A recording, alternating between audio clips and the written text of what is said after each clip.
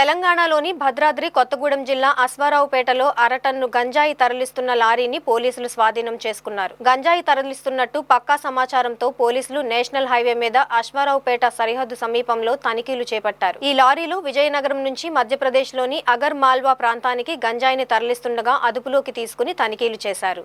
ఈ సందర్భంగా స్టేషన్లో నిర్వహించిన మీడియా సమావేశంలో అశ్వారావుపేట సర్కిల్ ఇన్స్పెక్టర్ కరుణాకర్ మాట్లాడుతూ లారీలో గల వివిధ భాగాల్లో రహస్య అరలు అమర్చి వాటిలో పెద్ద మొత్తంలో 216 గంజాయి ప్యాకెట్లు గుర్తించామన్నారు. సుమారు 2.31 కోట్ల రూపాయలు విలువ గల 463.740 కేజీల గంజాయిని రవాణా చేసిన లారీని స్వాధీనం చేసుకున్నారు. కాగా మధ్యప్రదేశ్ కి చెందిన 3 వ్యక్తులను అదుపులోకి తీసుకుని వారి వద్ద 6 మొబైల్ ఫోన్లను స్వాధీనం చేసుకుని కేసులు నమోదు చేశామన్నారు. పొద్దున 7 గంటల సమయంలో ఒక నమ్మదగిన సమాచారం వచ్చింది. మధ్యప్రదేశ్ రాష్ట్రానికి చెందిన కొందరు వ్యక్తులు మధ్యప్రదేశ్ సంబంధించిన ఒక లారీలో విజయనగరం ప్రాంతం నుంచి మధ్యప్రదేశ్కి గంజాయి రవాణా చేస్తూ అశ్వారావుపేట మీదుగా మధ్యప్రదేశ్ వెళ్తారనే సమాచారం మేరకు మంచి విట్నెస్లను తీసుకొని క్రూజ్ టీమ్ సమక్షంలో మన పేపర్ బోర్డు ఆపోజిట్ ఏరియాలో వెయిట్ చేస్తుండగా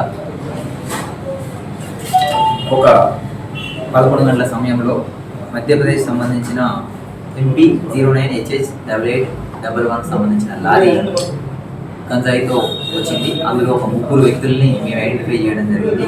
అందులో ఒక అతను డ్రైవర్గా ముఖేష్, రాజేష్ అండ్ సాలగ్రామ్. వీళ్ళు 3 కూడా మధ్యప్రదేశ్ రాష్ట్రానికి చెందినవారు. వీళ్ళు 3 రాజేష్ అనే అతని యొక్క లారీ అది.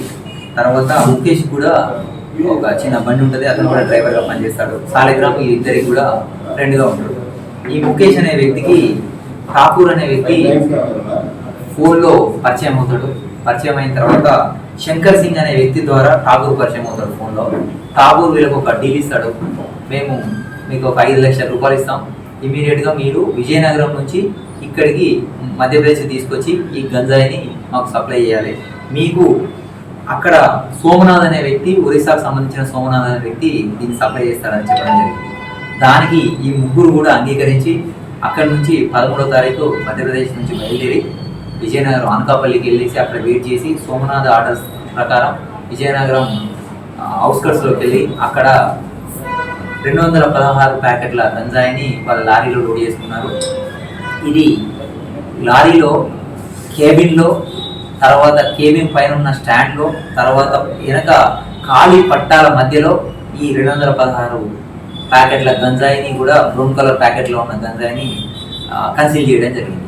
దాన్ని ఎస్ఐ గారు వాళ్ళ సిబ్బందితో ఈరోజు అక్కడ పట్టుకున్నారు. పట్టుకొని పంచనామా నిర్వహించారు.